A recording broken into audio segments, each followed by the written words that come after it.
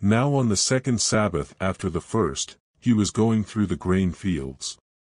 His disciples plucked the heads of grain and ate, rubbing them in their hands. But some of the Pharisees said to them, "Why do you do that which is not lawful to do on the Sabbath day?" Jesus, answering them, said, "Haven't you read what David did when he was hungry, he and those who were with him? How he entered into God's house, and took and ate the show bread, and gave also to those who were with him, which is not lawful to eat except for the priests alone.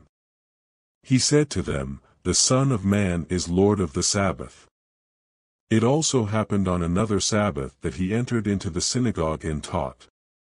There was a man there, and his right hand was withered.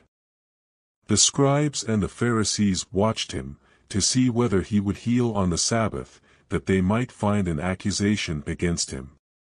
But he knew their thoughts, and he said to the man who had the withered hand, "Rise up and stand in the middle."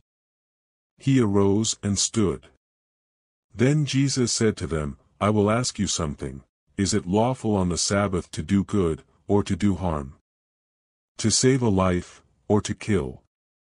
He looked around at them all, and said to the man, "Stretch out your hand." He did, and his hand was restored as sound as the other. But they were filled with rage, and talked with one another about what they might do to Jesus.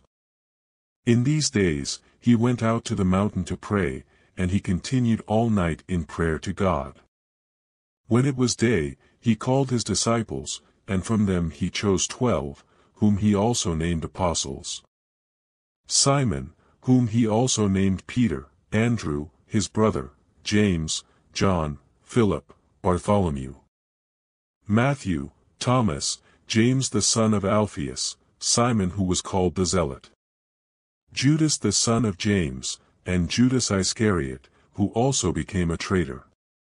He came down with them and stood on a level place, with a crowd of his disciples and a great number of the people from all Judea and Jerusalem and the sea coast of Tyre and Sidon, who came to hear him and to be healed of their diseases, as well as those who were troubled by unclean spirits, and they were being healed.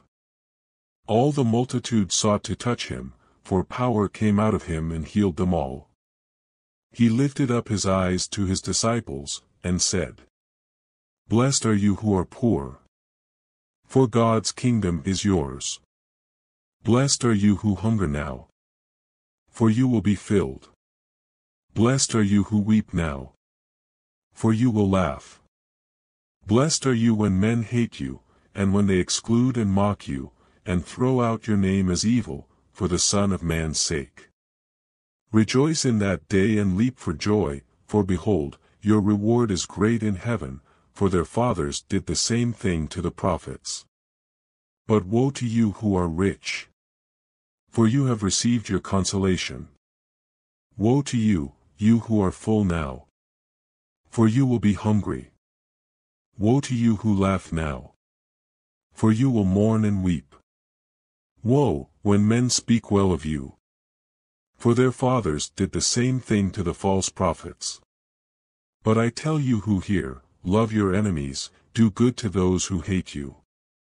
Bless those who curse you, and pray for those who mistreat you.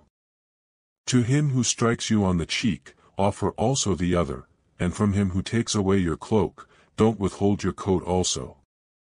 Give to everyone who asks you, and don't ask him who takes away your goods to give them back again. As you would like people to do to you, do exactly so to them. If you love those who love you, what credit is that to you? For even sinners love those who love them. If you do good to those who do good to you, what credit is that to you? For even sinners do the same. If you lend to those from whom you hope to receive, what credit is that to you? Even sinners lend to sinners, to receive back as much. But love your enemies, and do good, and lend, expecting nothing back, and your reward will be great, and you will be children of the Most High, for he is kind toward the unthankful and evil. Therefore be merciful, even as your Father is also merciful. Don't judge, and you won't be judged. Don't condemn. And you won't be condemned. Set free. And you will be set free. Give, and it will be given to you, good measure, pressed down, shaken together, and running over, will be given to you. For with the same measure you measure it will be measured back to you. He spoke a parable to them. Can the blind guide the blind? Won't they both fall into a pit? A disciple is not above his teacher, but everyone when he is fully trained will be like his teacher. Why do you see the speck of chaff that is in your brother's eye, but don't consider the beam that is in your own eye? Or how can you tell your brother, Brother, let me remove the speck of chaff that is in your eye, when you yourself don't see the beam that is in your own eye? You hypocrite! First remove the beam from your own eye, and then you can see clearly to remove the speck of chaff that is in your brother's eye. For there is no good tree that produces rotten fruit, nor again a rotten tree that produces good fruit. For each tree is known by its own fruit.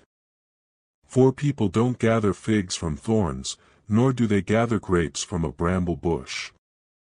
The good man out of the good treasure of his heart brings out that which is good, and the evil man out of the evil treasure of his heart brings out that which is evil, for out of the abundance of the heart, his mouth speaks. Why do you call me, Lord, Lord, and don't do the things which I say?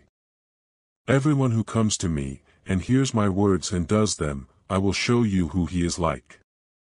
He is like a man building a house, who dug and went deep and laid a foundation on the rock.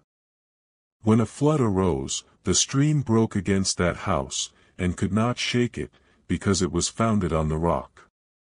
But he who hears and doesn't do, is like a man who built a house on the earth without a foundation, against which the stream broke, and immediately it fell, and the ruin of that house was great.